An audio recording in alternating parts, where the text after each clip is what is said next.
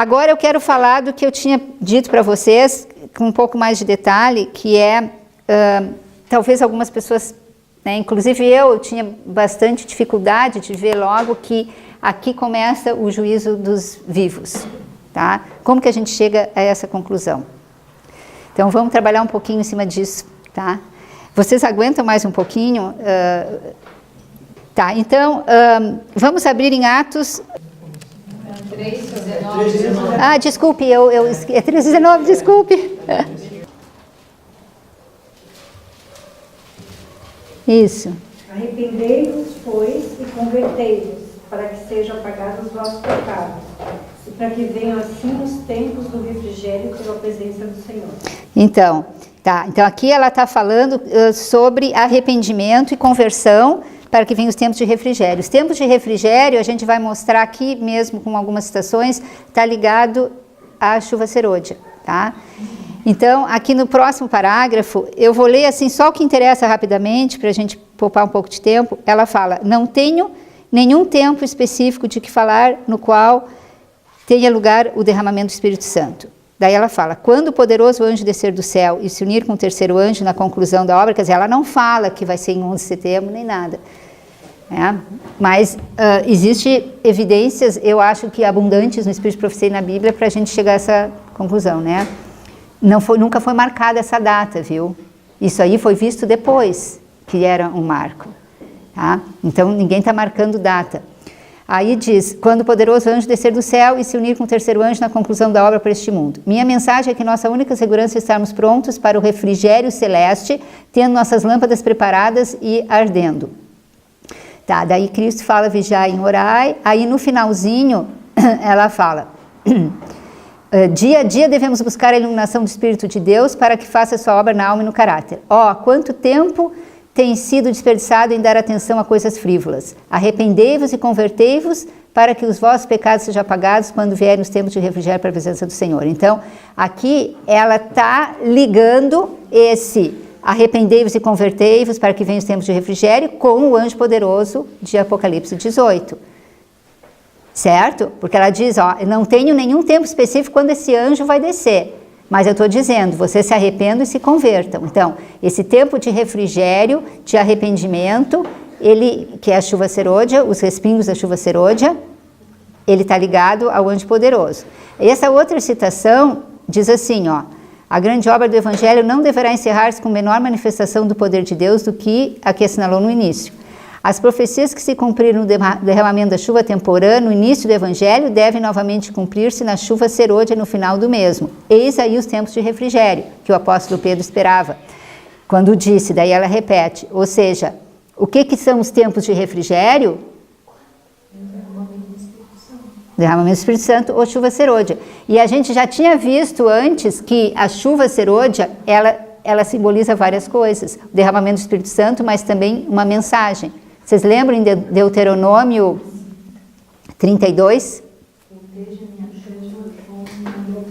Como uma doutrina, tá? E tem outras passagens também. Então, é uma mensagem. Então, aqui ela está conectando esses tempos de refrigério, ou a chuva serôdia, com o anjo poderoso. Porque ela conectou já naquela outra citação que a gente leu lá em cima, a chuva serôdia com o anjo de Apocalipse 18 e está conectando com os tempos de refrigério, tá? Então, tempo de refrigério é arrependimento, então quer dizer que a gente tem que estar se arrependendo, tá? Mas, se isso não convence ainda, e eu acho que não, a gente precisa talvez, vamos usar agora uma outra maneira de mostrar. E aí eu pego aquilo que a gente já estudou com a Luísa, que é sobre as trombetas, tá? Então vejam que eu copiei aquela tabela que estava na apostila lá do terceiro AI, que a Luísa usou. E aqui a gente vai falar um pouco sobre o selamento, tá? Então, deem uma olhada nessa tabela de novo. Vocês lembram o que estava por trás disso? A Luísa estava explicando que, para a gente ter as características do terceiro AI, que não estão na Bíblia, vocês lembram que na Bíblia tem as características do primeiro AI, do segundo AI, no Apocalipse 9, mas do terceiro AI, a gente que estava montando junto com ela, certo? Então, para que a gente saiba essas características, o que a gente tem que fazer? Pegar as do primeiro ai e as do segundo ai, que nem o Elias, primeiro Elias, né? Para a gente entender características do terceiro Elias, a gente estuda as características do primeiro, que ela fez essa comparação. E aí tem o povo, os animais, os ventos, e aqui eu quero pegar duas características, que é as que eu acho mais estão ligadas ao que eu quero explicar para vocês. Os ventos. Vocês lembram que no primeiro ai esses ventos estavam restritos? Tá? Ali, ó, a gente pode ir rapidinho em Apocalipse 9, no verso 4 diz assim, ó, foi-lhes dito que não fizessem dano à erva da terra, nem a verdura alguma, nem a árvore alguma, mas somente aos homens que não têm nas suas testas o selo de Deus. Então, foi restringido, ali não, e eles não foram, no 5 diz assim, não foi-lhes permitido que os matasse, mas que por 5 meses os atormentassem. Lembra? Foram atormentados, mas não foi permitido que matasse. Então foi restrito, porque ventos é guerra, né? Foi restrito. Só que o que acontece no terceiro ai? No segundo ai, desculpe. No segundo ai são soltos, porque aí, o que a gente lê? No 15, aí no capítulo 9, verso 15, diz, e foram soltos os 4 anjos que estavam preparados para a hora, dia e mês, né? E ano a fim de matarem a terça parte dos homens. Então aí eles foram soltos para matar, para destruir, ok. E aí a característica do terceiro ai vai ser o quê? Restrito e solto, que está aí na tabela, certo? Então agora a gente vai ter que demonstrar como que esses ventos, agora no terceiro ai, que está ligado ao nosso tempo, tá? Porque a 7ª trombeta começa em 1844, e o terceiro ai, a gente vai dizer que é 11 de setembro, tá? Como que isso, essa característica representa, então, tá? O terceiro ai. O selamento, outra coisa que eu quero chamar a atenção também. No primeiro ai, Apocalipse 9:4, a gente já leu, foi-lhes dito que não fizessem dano à erva, nem à verdura alguma, né? Mas somente aos homens que não têm nas suas testas o selo de Deus. Então, os que não têm o selo de Deus vão ser danificados. Aqueles que têm o selo, que estão selados, não, certo? Apocalipse 9:4. Aonde que a gente vê o selamento no segundo ai? O segundo ai vai de 1449 a 1840, certo? E o selamento é o povo milerita, não é? Que é aquele povo pequeno, mas que foi selado, porque a porta da graça se fecha, então houve um selamento, certo? E no terceiro ai, quando que inicia esse selamento? Então, esse selamento inicia em 11 de setembro, tá? Então, em 11 de setembro inicia esse selamento. Vamos ler agora algumas citações, começando ali Apocalipse 7, 1, 4. Alguém poderia ler? Que fala sobre o selamento dos servos de Deus, e aqui está falando sobre o selamento dos 144 mil, certo? Pode ler. Depois disto, vi 4 anjos em pé nos 4 cantos da terra, conservando seguros os 4 ventos da terra, para que nenhum vento soprasse sobre a terra, nem sobre o mar, nem sobre árvore alguma. Vi outro anjo que subia do nascente do sol, tendo o selo de Deus vivo, e clamou em grande voz aos 4 anjos, aqueles aos quais fora dado fazer dano à terra e no mar, dizendo, não danifiques nem a terra, nem o mar, nem as árvores, até selarmos na fronte os servos do nosso Deus. Então ouvi o número dos que foram selados, que eram 144 mil, de todas as tribos dos filhos de Israel.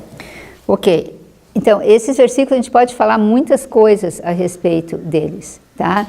Mas eu quero mostrar aqui que esse selamento de Apocalipse capítulo 7, ele está se referindo ao selamento dos 144 mil. E está falando também que João viu os 4 anjos que estavam sobre os 4 cantos da terra, retendo os 4 ventos. Tá? Então eles estão retendo os 4 ventos. Ok. Vamos continuar aqui. Eu quero essa próxima citação, tá? Essa próxima citação, ela mostra ali, ó, 4 poderosos anjos ainda estão segurando os 4 ventos da terra, tá? Então, ela diz assim, é proibida a vinda de uma destruição terrível e completa, Aí ela fala sobre os acidentes por terra, por mar, furacão, guerras, tarará. E ali em negrito eu coloquei, ela diz assim, e os ventos serão o despertar das nações para uma luta mortal. Então veja que os ventos, quando eles forem soltos, a coisa não vai ser fácil, tá? Uma luta mortal. Ao passo que os anjos seguram os 4 ventos, proibindo que o terrível poder de Satanás seja exercido em sua fúria até que os servos de Deus sejam selados em suas testas. Então, esses 4 ventos, eles estão ali, sendo segurados, certo? Até que os servos sejam selados. Será que eles estão sendo segurados agora? Com certeza. Só que um pouquinho foi afrouxado e escapou. E tem uma citação que mostra isso, tá? Agora, olhem que interessante, que mostra muito a participação do Islã nisso. Essa segunda citação, tá, fala, anjos estão segurando os 4 ventos representados como um cavalo furioso, procurando soltar-se e arremeter sobre a face de toda a terra, levando destruição e morte em sua esteira. Bom, eu não vou ler o resto, mas aqui eu queria mostrar. Lembra que cavalo, ele é um símbolo para o Islã? Vocês lembram que naquela tabela ele é um símbolo. Mas tem uma outra coisa interessante que a gente pode ver na Bíblia. Tá? Abram em Gênesis 16.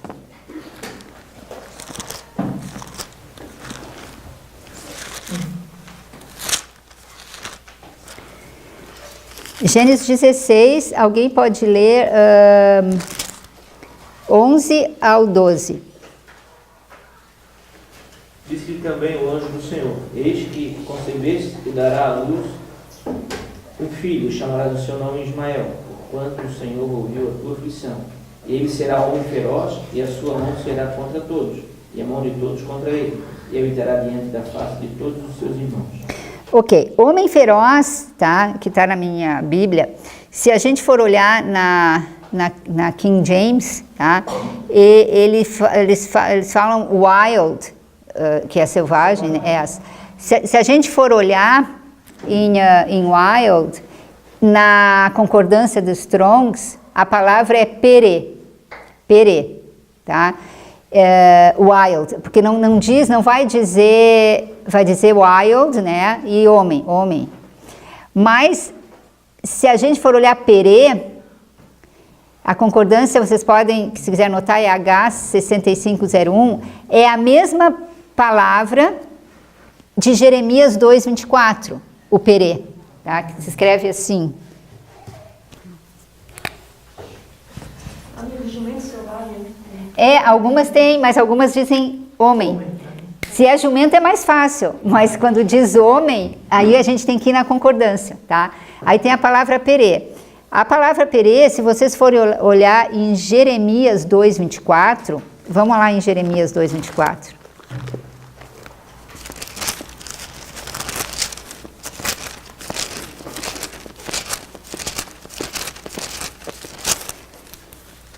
Ali, ó, jumenta montês, acostumada ao deserto.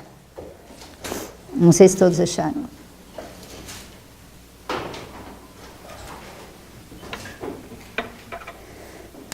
Se a gente for olhar na concordância, é pere, tá? Jumenta montês. Então, é jumento, wild ass, é o cavalo selvagem. Então, vejam a relação de Ismael com o cavalo selvagem. É, digamos, uma outra testemunha para nos mostrar o envolvimento do Islã em 11 de setembro, tá? Fora o fato dos ventos. Então, vamos ler essa próxima citação. Essa citação já estava lá na apostila, não sei se é da Luísa, eu acho que era da Luísa, a gente já tinha lido. Vocês lembram dela que diz ali, a gente pode ler porque ela é bem importante. Alguém gostaria de ler, pastor? Vi 4 anjos. Vi 4 anjos que tinham uma obra. Vi 4 anjos que tinham uma obra a fazer na terra e estavam em vias de cumpri-la. Jesus estava vestido com trajes sacerdotais. Ele olhou compassivamente para os remanescentes, levantou então as mãos e com voz de profunda compaixão exclamou: meu sangue, Pai, meu sangue, meu sangue. Vi então que de Deus, que estava sentado sobre o grande trono branco, saiu uma luz extraordinariamente brilhante, que derramava-se em redor de Jesus. Vi a seguir um anjo com uma missão da parte de Jesus voando celeremente aos 4 anjos que tinham a obra a fazer na terra, agitando para cima e para baixo alguma coisa que tinha na mão, e clamando com grande voz: segurai, segurai, segurai, até que os servos de Deus sejam selados na fronte. Perguntei ao meu anjo assistente o sentido do que eu ouvia e que iriam fazer os 4 anjos. Ele me disse que era Deus quem restringia os poderes, incumbir os seus anjos de tudo quanto se relacionava com a terra. E os 4 anjos tinham poder da parte de Deus para reter os 4 ventos, que estavam já prestes a soltá-los. Mas enquanto se lhes afrouxavam as mãos, e os 4 ventos estavam para soprar, os olhos misericordiosos de Jesus contemplaram os remanescentes que não estavam selados, e erguendo as mãos ao Pai, alegou que havia derramado seu sangue por eles. Então outro anjo recebeu ordem para voar velozmente aos outros 4 e mandar-lhes reter os ventos, até que os servos de Deus fossem selados na fronte com o selo do Deus vivo. Para mim fica muito claro o que aconteceu aqui. Os ventos estavam prestes a ser soltos, mas os servos não estavam todos selados. E pode haver selamento sem julgamento antes? Não, tem que ter julgamento. Por isso que tem que ter o julgamento dos vivos, não é? Que começou ali. E aí, o que acontece? Diz: segurai, segurai, até que os servos de Deus sejam selados na fronte. Tá? Não tinha acabado ainda. Mas aí o que aconteceu? Um pouco, afrouxou um pouco as mãos, um pouco de vento, saiu. Ou seja, acontece 11 de setembro, um pouco de destruição. Apolion, que nós vimos, né, Abaddon, destruição, um pouco afrouxou. Mas já segurou de novo até que eles sejam selados na fronte. Então, Deus, ele está esperando os seus servos serem selados. E não pode haver selamento. Hã? Esse tempo de adiamento, esse tempo de... pela misericórdia. Exatamente, é pela... Poderia ter sido pior. Exatamente, pela misericórdia para selar os servos dele. E como nós vimos naquela tabela, ali, os ventos, né, eles vão, as características deles, a característica, lembra, é do primeiro ai e do segundo ai, característica do terceiro. Se no primeiro ai estava restrito e no segundo ai foi solto, a característica do terceiro ai é restrito e solto. E é exatamente o que aconteceu. Restrito e solto. E eles vão ser soltos. Né? E aí a gente vai ter que estar pronto. Tá? Então, eu acho que isso assim comprova bem, sabe, para mim pelo menos, de que o juízo dos vivos começa em 11 de setembro.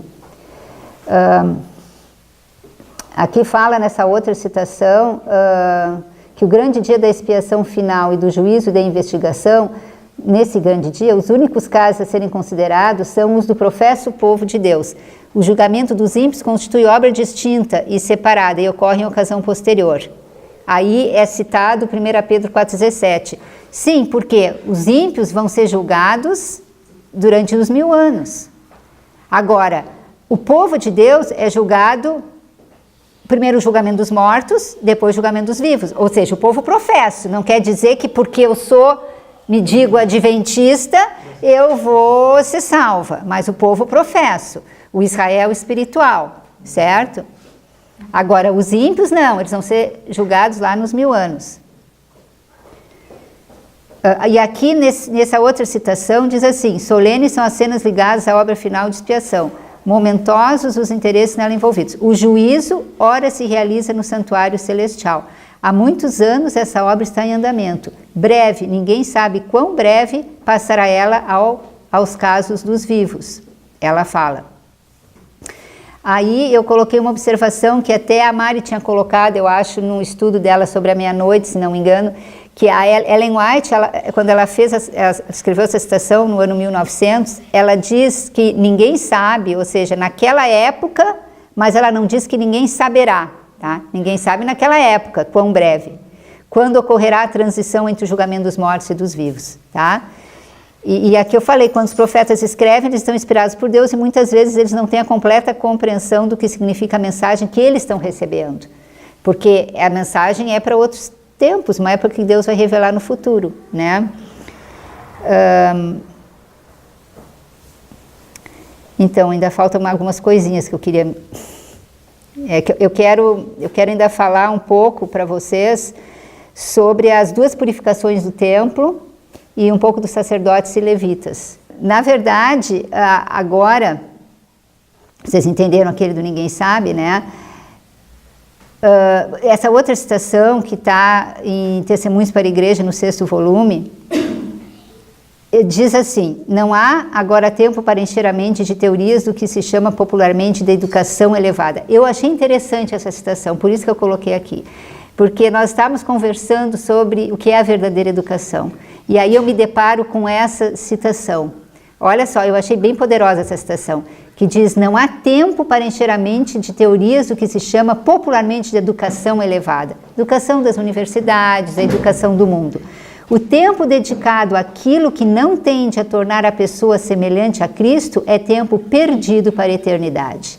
Não podemos permitir isso, pois cada momento se acha pleno de interesses eternos.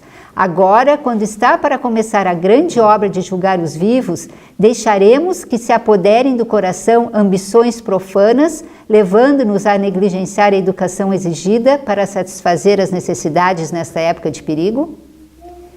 Eu achei bem importante essa citação. E hoje a gente vive no momento da realidade. Não há. Esse é o tempo Até é porque tem muitos adventistas hoje que, inclusive a gente muitas vezes que está pensando, não, tem tempo, eu vou investir nisso, eu vou fazer... Não estou dizendo que é errado fazer uma faculdade, Deus nunca abominou essas coisas, mas o tempo que nós estamos vivendo hoje é para a gente se preocupar em aperfeiçoar o nosso caráter. Então, eu diria hoje, se alguém quisesse fazer um 2º curso ou uma graduação em alguma outra coisa, um adventista, alguém que tem interesse, né, em estudar as mensagens, não faça. Porque o Espírito de Profecia fala para não fazer. Então, a gente tem que obedecer a palavra de Deus, né? Então, a próxima citação diz: em 1844, nosso grande sumo sacerdote entrou no lugar santíssimo do santuário celeste para iniciar a obra do juízo investigativo. Os casos dos justos mortos têm estado a passar em revista diante de Deus. Quando essa obra se completar, o juízo deve ser pronunciado sobre os vivos, né? E aqui essa última é só mostrando aqui essa citação do tempo solene que nós estamos vivendo, né? Depois vocês podem ler também, porque é uma ótima citação. E aí fala, né, que se temos qualquer consideração pela salvação de nossa alma, precisamos fazer decidida mudança. Precisamos buscar ao Senhor com genuíno arrependimento. Importa que com profunda contrição de alma confessemos nossos pecados para que sejam apagados. Então a gente está vivendo um tempo muito, muito solene. Muito solene. Bom, então aqui eu acho que ficou bem determinado que 11 de setembro tem a participação do Islã, tem julgamento dos vivos e selamento. Início, né? Sim, início do julgamento.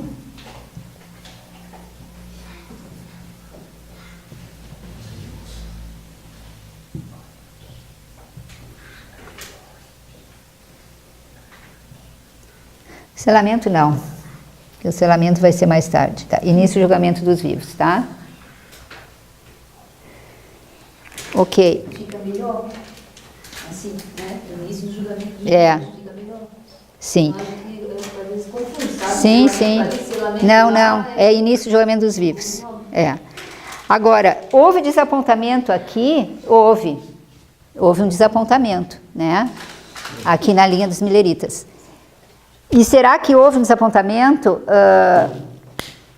Eu não me lembro se foi o Weber ou a Luísa que falaram do desapontamento e fanatismo nos nossos tempos, no nosso tempo de tardança, né? Aliás, o nosso tempo de tardança começa aqui. Deixa eu botar.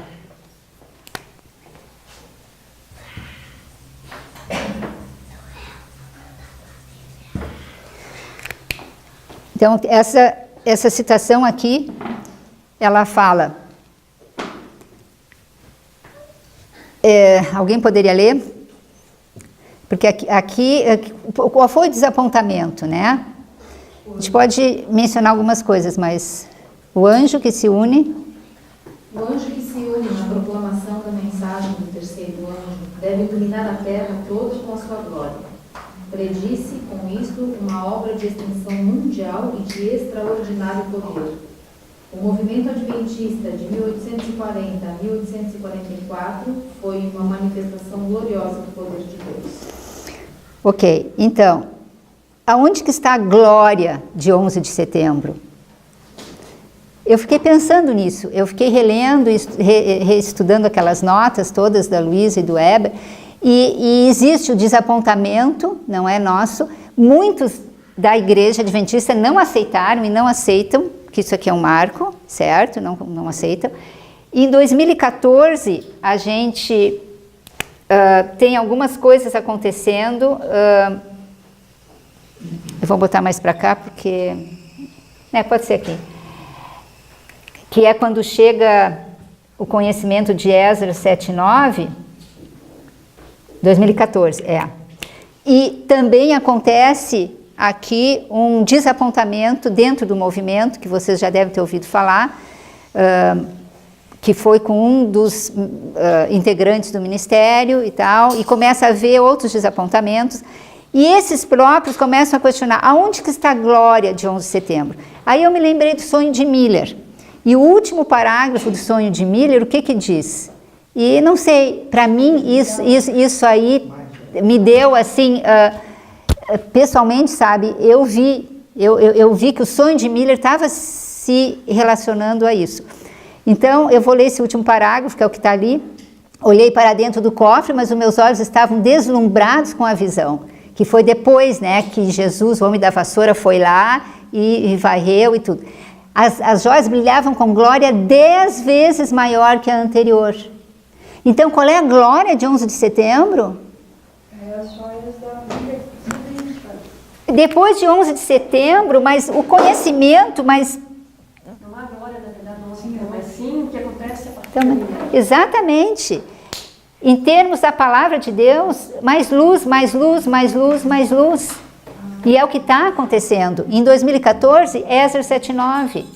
Fora as outras, aí os fractais, aí entendeu sobre purificação, as duas purificações do templo, sacerdotes, levitas, o que em cada... Isso a gente não vai estudar hoje, porque aí tem que ser um outro estudo, senão é muito demorado.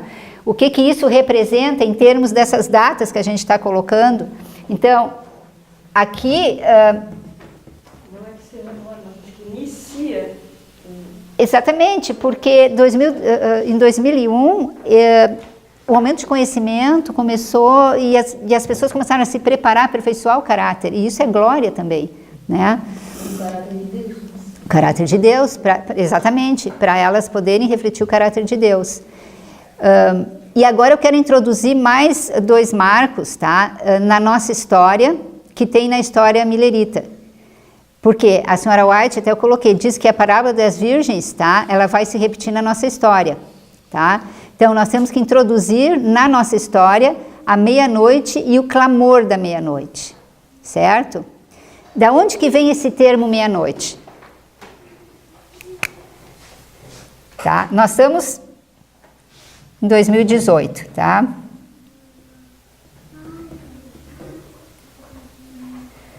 Eu não sei quanto tempo vai demorar para a gente chegar no clamor da meia-noite. Eu não tô colocando elas linha sobre linha, porque não dá, né? Senão eu não vou ter espaço aqui. Mas o clamor da meia-noite, aí vem o noivo. Antes, vocês lembram, eu mencionei rapidamente que uns 25 dias antes, Samuel Snow, ele tinha falado em 21 de julho de 44, no tabernáculo de Boston. Ele falou tudo isso que ele tinha reestudado, né, dessas novas datas, ele já falou antes da Campal de Exeter, no tabernáculo de Boston. E aqui eu mostro de onde que saiu esse termo, tá? Então tem essas citações aqui. O termo meia-noite, vamos ler aqui. Ela fala, muitas vezes sou referida à parábola das 10 virgens, 5 foram encontradas prudentes e 5 nécias. Primeiro, essa parábola se cumpriu e se cumprirá ao pé da letra, pois tem uma aplicação especial para este tempo e como a terceira mensagem angélica se cumpriu e continuará sendo verdade, presente até o encerramento do tempo. Tá, então a gente sabe que vai se cumprir, então vai ter um clamor da meia-noite aqui. Se vai ter um clamor da meia-noite, tem que ter o quê? Uma meia-noite, que nem teve na história milerita, porque ela fala que se cumpriu e vai se cumprir, tá? O que foi a meia-noite? Bom, eu sei que vocês já viram isso, mas eu vou repetir, porque foi quando a Mari deu sobre a meia-noite, né? Então, existe uma citação da senhora White, na verdade não é dela, é dos pioneiros, tá? Mas o que foi que aconteceu no tabernáculo de Boston? Samuel Snow, ele vai e esclarece o que ele está estudando, né? Que Miller já entendia, e ele esclarece tudo isso. E aí ele diz assim, eu vou ler aqui. Nesse dia, Samuel Snow pergunta, até quando é o tempo de tardança para as virgens? Até a meia-noite, na parábola das 10 virgens. Se um dia equivale a um ano, então aí ele põe aqui, né? Um dia equivale a um ano, que é o princípio de ano, tá? Ele usa o princípio de ano. Se um dia equivale a um ano, quanto equivale meio-dia? Meio-dia, 6 meses. Então, digamos que meio-dia seja das 6 até as 6. Não, vou botar diferente. Eu vou botar das 6 da tarde para depois mostrar meia-noite. 6 da tarde é 6 p.m. até 6 a.m. Aqui é um dia. Meio-dia. Meio-dia. Então, se um dia equivale a um ano, tá? Quanto que equivale a meio-dia? 6 meses. Então, meio-dia é igual a 6 meses. E aí ele continua. E meia-noite? Quanto que vai valer meia-noite? Metade disso aqui, não é? Então, imaginem que meia-noite vai ser 3 meses. Então, aqui é um período de 12 horas, tá? Ou seja, é metade de um dia, certo? Por isso que eu botei das 6 às 6, porque aí a gente sabe que aqui seria as 12 horas e aqui, então, a gente teria meia-noite equivalendo a 3 meses. Tá. Tá, e aí ele chega e pergunta assim, quando iniciou o tempo da tardança? Daí eles falam 19 de abril de 1844. Quanto tempo estamos hoje? 21 de julho, tá? Então aqui, ó, é 21 de julho de 44. Então ele pergunta, quanto nós estamos no tempo de tardança? Daí eles dizem 3 meses. Logo estamos vivendo a meia-noite. Então, eles estavam exatamente na metade, né? Na metade daquele período. E aí, essa outra citação, ela fala o seguinte, conforme ele pronunciava essas palavras, o poder de Deus tomou conta do acampamento, prostrando muitos ao chão, transformando de repente aquela campal em um mais poderoso encontro de confissão e testemunho. E isso foi apenas o começo da mensagem do clamor da meia-noite, né? Aí, mais embaixo, diz, o irmão Snow assim os questionou. Onde estamos na nossa experiência do advento? Resposta do público, no tempo de espera. Pergunta, quanto tempo a visão demorou? Até a meia-noite. Pergunta, o que é um dia em profecia? 1 ano. Pergunta, então o que seria uma noite? 6 meses. Então assim ele foi perguntando e as pessoas foram respondendo, né? Então essa está na citação dos pioneiros. E aí ele explica, ele disse, então é apenas a meia-noite agora e eu estou aqui com o clamor da meia-noite. Em algumas frases ele explicou que foi no final de 457 que o decreto iniciou. E assim, mais 6 meses em seu cálculo, mostrando que os 2.300 dias iria terminar em 22 de outubro de 1844. Então, é dessa forma que ele calculou, ou seja, que na verdade aqui seria o primeiro dia do primeiro mês, e aqui seria o primeiro dia do quinto mês, e aqui seria o 10º dia do 7º mês de Esdras. Então, é aqui que ele chegou com o decreto. Então, isso aí ele mostra e diz, olha, nós estamos na metade, não é, desse tempo de tardança. E então esse termo meia-noite vem da parábola das 10 virgens e vem também dos mileritas, tá?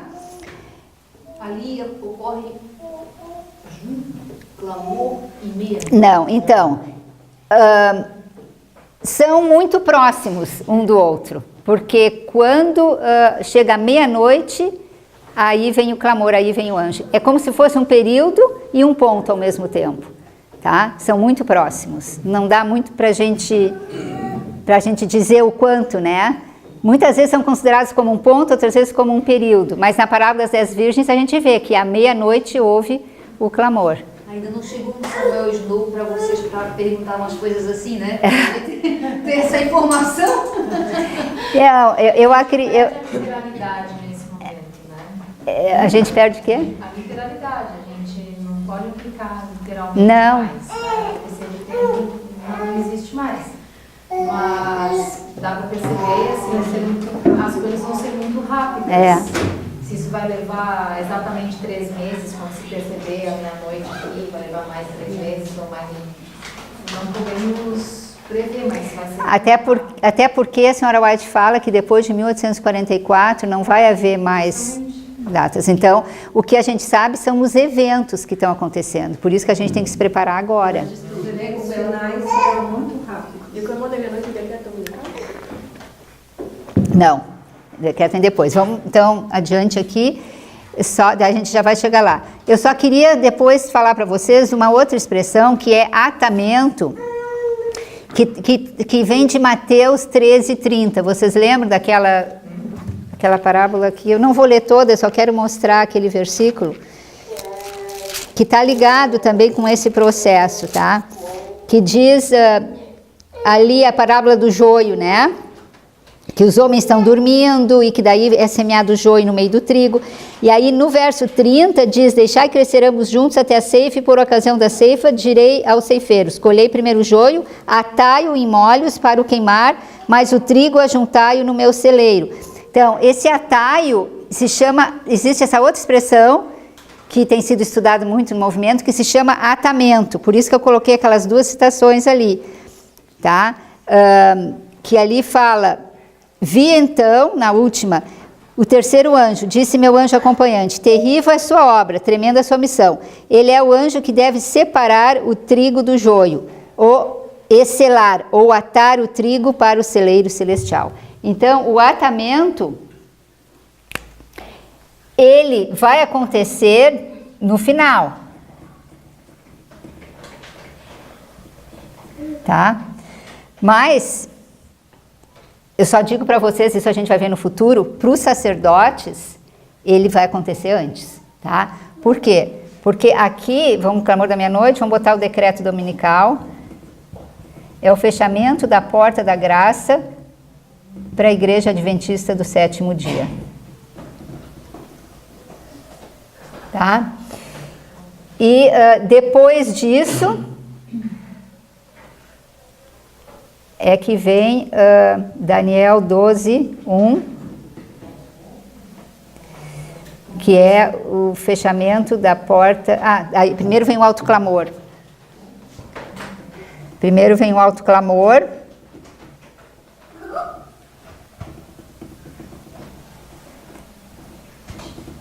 E depois vem o fechamento da porta da graça para o mundo. Tá? E aqui Daniel 12:1, quando Miguel se levanta, certo? Mas o que eu queria mostrar para vocês agora é que o julgamento começa pela casa de Deus, tá? Então, eu não vou ler essas passagens, porque eu acho que isso tá mais ou menos claro para vocês, tá? Vocês já sabem. Eu quero só falar agora, para a gente encerrar, das 2 purificações do templo, tá? Vocês já ouviram falar os termos sacerdotes e levitas? Da onde que saem esses termos? Tá? Então, para a gente encerrar, eu quero falar isso. E eu queria que vocês olhassem em 2 Crônicas 29.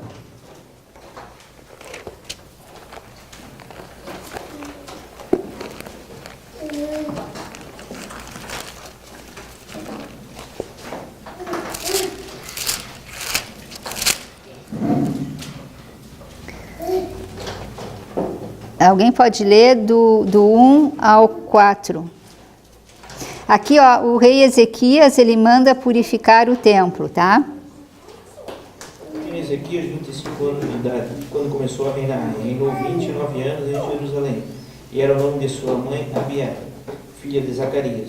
E fez o que era reto aos olhos do Senhor, conforme a tudo quanto fizera Davi seu pai. Ele, no primeiro ano do seu reinado, no primeiro mês, abriu as portas da casa do Senhor e as reparou. Ok, continua, por favor. Ele trouxe os sacerdotes e os levitas e ajuntou-os na praça oriental. Muito bem, então ele vai purificar o templo, ele traz os sacerdotes e os levitas. Aqui fala primeiro ano do seu reinado, mas no verso 17, se vocês notarem, alguém pode ler? Começaram, pois, a santificar. Começaram, pois, a santificar no primeiro dia do primeiro mês, e ao 8º dia do mês vieram ao templo do Senhor e santificaram a casa do Senhor em 8 dias. No dia 16º do primeiro mês acabaram. Tá, então, aqui está mostrando que eles começaram a purificar no primeiro dia do primeiro mês. Isso é importante para a gente saber quando que começa a purificação do templo na nossa linha, porque para os mileritas, tá? No gráfico dos mileritas, a gente vai ter a igreja protestante, eles saem das igrejas protestantes, essa é uma purificação, e depois o povo milerita é purificado, tem 2 purificações, certo? Na linha de Cristo, houve 2 purificações do templo também, e tem 2 citações ali que falam. E na nossa, bom, a gente já tem uma dica que começa no primeiro dia do primeiro mês. E aqui, alguém pode ler o 16, porque aqui mostra que foram os sacerdotes e depois os levitas. Os sacerdotes entraram na casa do Senhor para purificar e tiraram para fora, ao pátio da casa do Senhor, toda a imundície que acharam no templo do Senhor. E os levitas a tomaram para levarem fora ao ribeiro de Cedron. E aqui depois a gente já leu, né? Que diz que eles santificaram no primeiro dia do primeiro mês, no 8º dia vieram ao alpendre, que é o pórtico, tá? Que fica, eu vou mostrar, fazer um desenhozinho para mostrar onde é que fica, e santificaram em 8 dias, e no dia 16º, primeiro mês, acabaram. Ou seja, primeiro os sacerdotes fizeram o trabalho e depois os levitas. É como se a gente tivesse aqui o santuário, tá? O templo. Então, aqui é o pátio. Aqui é o lugar, o Santíssimo. Aqui é o Santo. Aqui é o pórtico, que era o alpendre, né? Então, é aqui que interagiram, aqui que eles interagiam. Os sacerdotes trabalhavam aqui, aí os levitas faziam o trabalho aqui. Então, aqui a interação sacerdote e levita.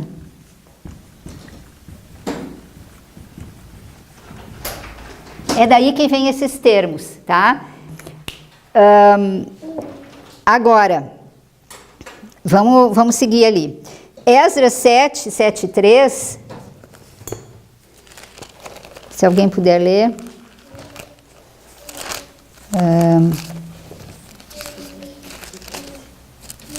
7:13. 7. 7:13. Começa no 7. Pode começar no 7. Também subiram a Jerusalém alguns dos filhos de Israel, dos sacerdotes, dos levitas, dos cantores, dos porteiros e dos servidores do templo, no 7º ano do rei Artaxerxes. Tá, aqui vamos só interromper aqui um pouquinho, porque diz assim, ó, eram os sacerdotes, os levitas, Cantores, aí cantores, porteiros e servidores do templo. Aqui tem 5 grupos, certo? Só que a gente sabe que são sacerdotes, levitas e trabalhadores da 11ª hora, ou os netineus, ou os servidores, ou o mundo, né? Então, existem 3 classes. Mas como é que aqui tem 5? Vamos ver quem eram os porteiros e os servidores, os porteiros e os cantores. Aí, vamos em Esdras 8. Em Esdras... Oi? eles eram levitas. Exatamente, eles eram levitas, tá? 8:17, se a gente for olhar, em 8:17 e 18, aqui fala, tá? Dos... não, Esdras 8:17.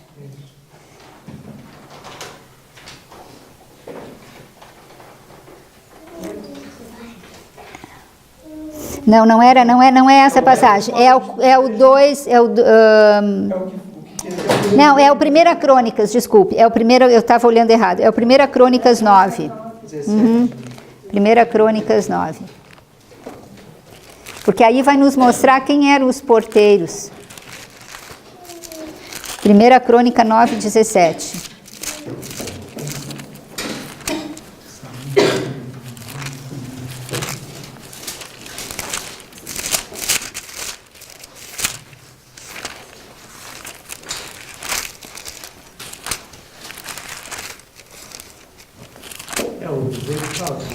Que o 18, foram porteiros, Salum, tarará, tarará, seus irmãos, e até aquele tempo estavam de guarda à porta do rei do lado do oriente.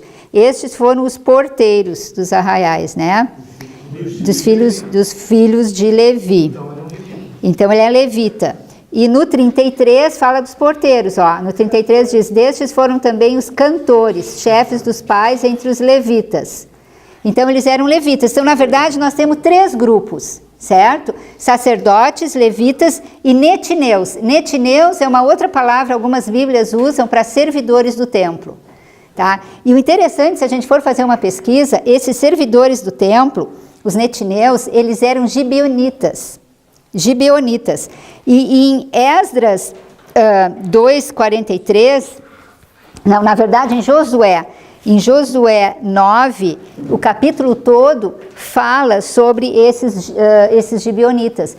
Porque quando Israel entrou na terra de Canaã, terra prometida, essa terra era para eles matarem todo mundo, que era para ser deles só. E os outros povos tinham medo deles. E esses gibeonitas, eles fizeram de conta que eles vinham lá de longe, que eles não eram vizinhos. Então, não sei se vocês já leram, eles botaram roupa suja, botaram pão bolorado, levaram e foram lá para ver eles e pediram para ficar lá, para ajudar eles, né, para fazer parte. E aí mostraram que eles vinham de longe e os israelitas acreditaram. Mas aí descobriram que eles eram vizinhos. E, na verdade, a gente vê depois, ali onde diz, em Esdras 2:43, que eles eram descendentes de escravos pagãos. Por isso que netineus, quando fala na Bíblia, é a 3ª classe, que seriam aqueles do mundo. Então, aí nós temos 3 classes, sacerdotes, levitas e os netineus, ou os do mundo. Sim. E, então, se a gente for colocar... na nossa linha, né? Os sacerdotes, eles estão sendo preparados aqui.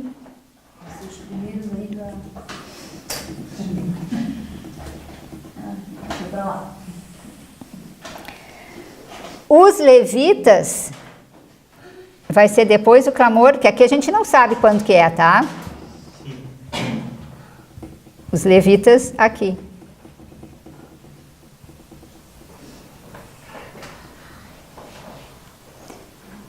E os trabalhadores, né, os netineus, servidores do templo, eles vão, na verdade, aqui, onde é que está o decreto? Aqui. Esse aqui, ó. Não, Ah, depois do decreto, aqui, vou botar aqui. Netineus.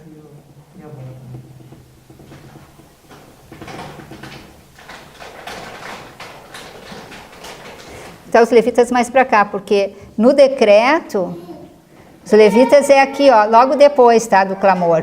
No decreto, gente, vai fechar a porta da graça para a igreja adventista. Então, os levitas já tem que estar prontos. Os netineus é depois do decreto. Aqui. Certo? Bom, aqui nós temos, eu não vou ler, mas 2 purificações do templo, no início do ministério de Jesus, que ele ali diz em negrito, purifica o templo, e ele anuncia sua missão de limpar a pessoas da contaminação, né, do pecado. Então, ele faz essa purificação no início do ministério, e a outra purificação após a entrada triunfal em Jerusalém. Então, a primeira purificação, lembra que a gente leu que começava a purificação do templo no primeiro dia do primeiro mês? Tá, então aqui, ó, vou botar, não sei, dá para ver, Rafa, essa cor? Não? No vídeo? Não. Então, aqui, ó, vai começar no primeiro dia do primeiro mês, a primeira purificação.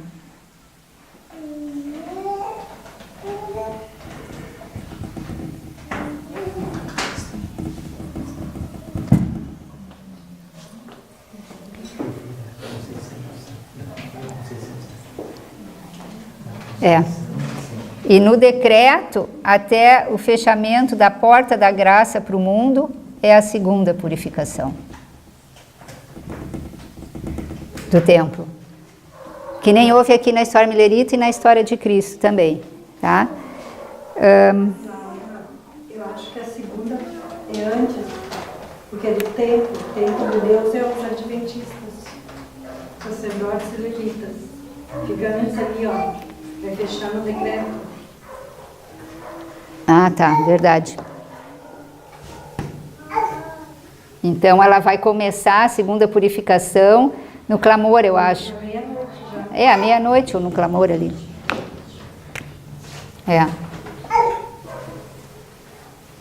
É um tempo pequeno. Aqui é a segunda purificação. Nós vamos estudar num outro, eu achei melhor fazer num outro estudo, porque é um estudo muito denso de falar, tá? Sim. Sobre sacerdotes, levitas, a primeira purificação, a segunda purificação, mas eu só quis colocar esses conceitos para vocês saberem que eles estão relacionados, né, com essa linha, né? 2014 para frente, né? Começaram a ter esse entendimento, né? Eu acho que eu não. Foi com Esdras. Foi com Esdras, né? Não sei exatamente a data, mas eu acho que foi. E aqui, só para completar, aqui vem a ceifa, depois do fechamento da porta da graça para o mundo, vem a ceifa e as 7 pragas. E eu vou botar aqui essa linha. Tá? Aí eu acredito que daí vem decreto de morte, né? Decreto de morte. Angústia de Jacó.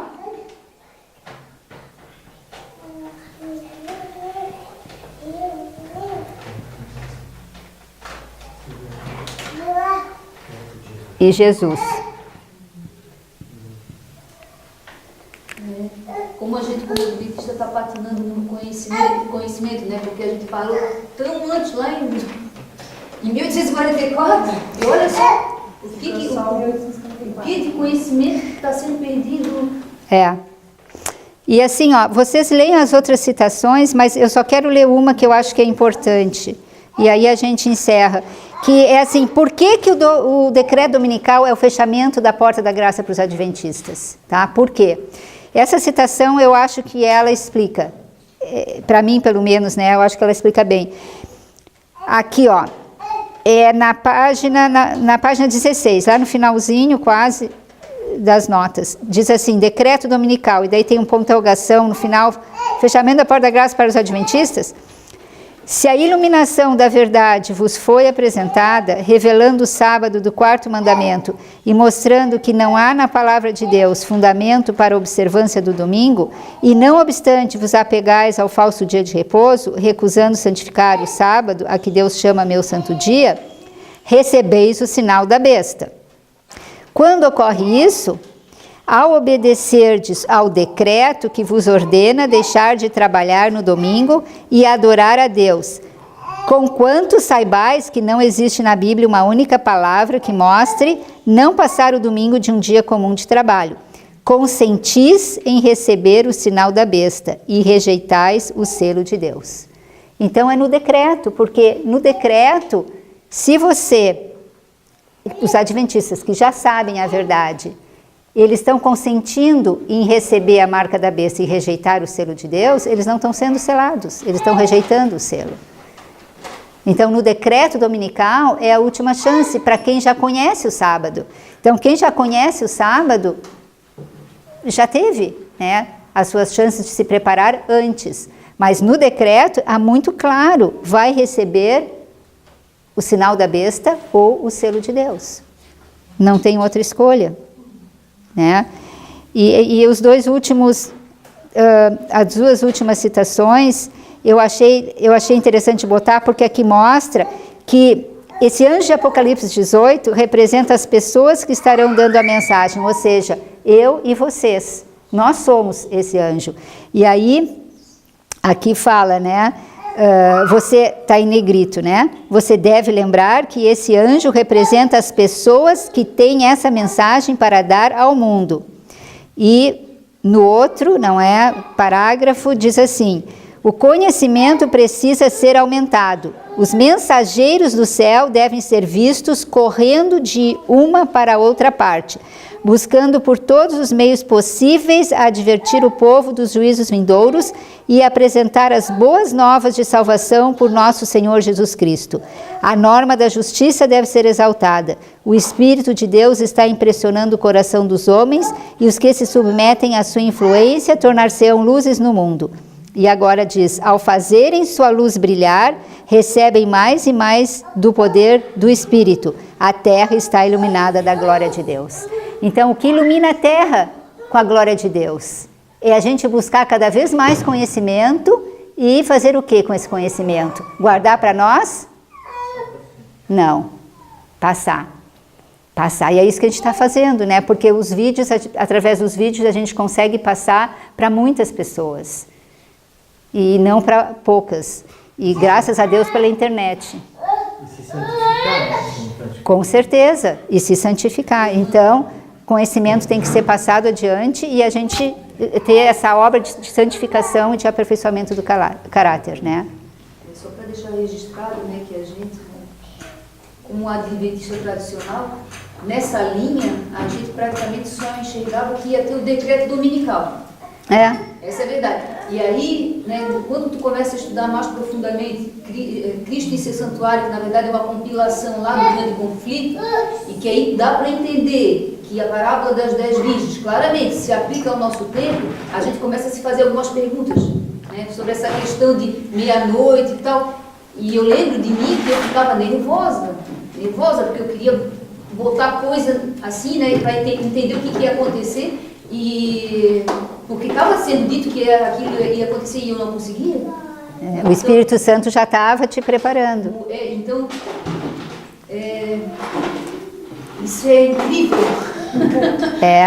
Eu ouvi alguém dizer que o que vocês fazem é mirabolante.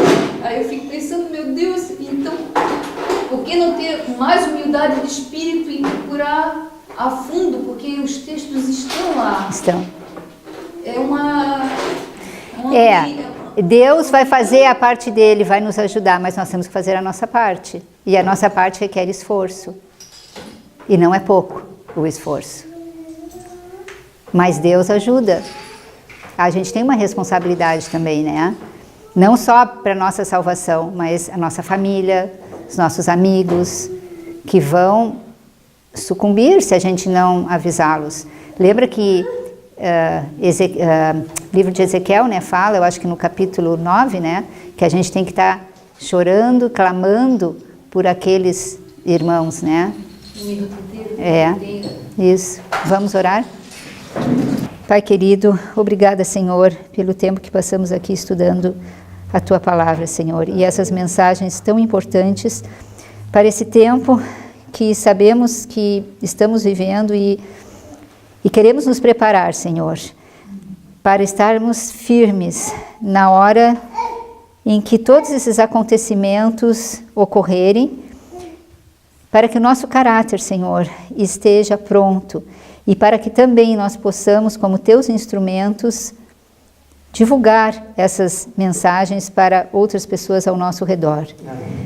Nos ajuda a ter um coração limpo, tira esse coração de pedra, nos dá um coração de carne, Senhor. Que o Teu Espírito nos santifique a cada dia, que o Teu poder nos dê força para enfrentarmos os desafios que virão e que possamos estar certos, Senhor, que o Senhor está conosco em todos os momentos de nossa vida. É o que te rogamos, em nome de Jesus. Amém.